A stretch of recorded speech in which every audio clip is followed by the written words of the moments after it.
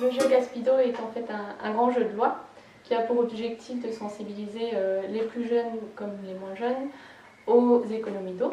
Donc le jeu se compose de différentes dalles, de 5 dalles différentes pour être précis.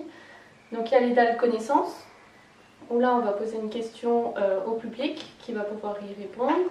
Donc des questions sur les économies d'eau, le matériel, aussi le comportement, et aussi des questions sur le vocabulaire autour de l'eau.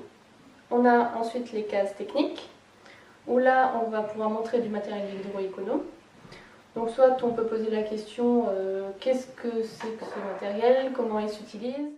Est-ce que vous savez combien d'eau on a du réservoir avec le petit Un litre. Un filtre. 40 000. Ça n'existe pas. 1 litre, 500 millilitres. Non, 500. 3 litres. 500. 3 litres. Oh.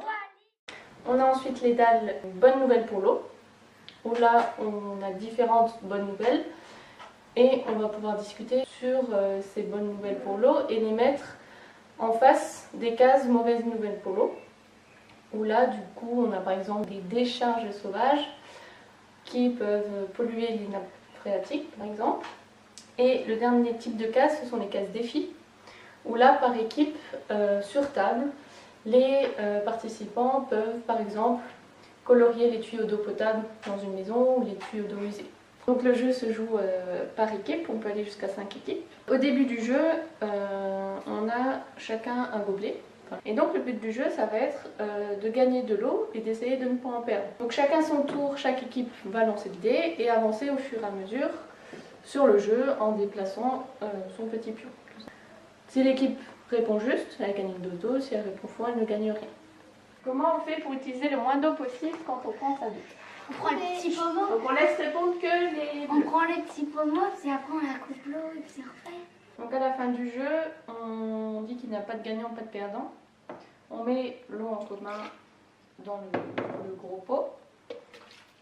Et donc on dit justement que toutes les équipes, tout ensemble, ont pu préserver cette quantité d'eau.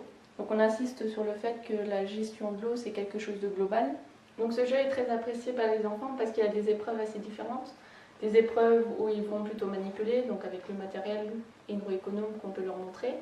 Il y a des épreuves où ils réfléchissent avec les questions connaissances.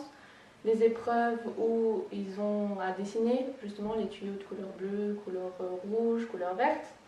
Et puis forcément on leur apporte quelques connaissances en expliquant aussi les bonnes nouvelles et les mauvaises nouvelles, donc les bonnes actions et les mauvaises actions qu'on peut avoir sur l'eau.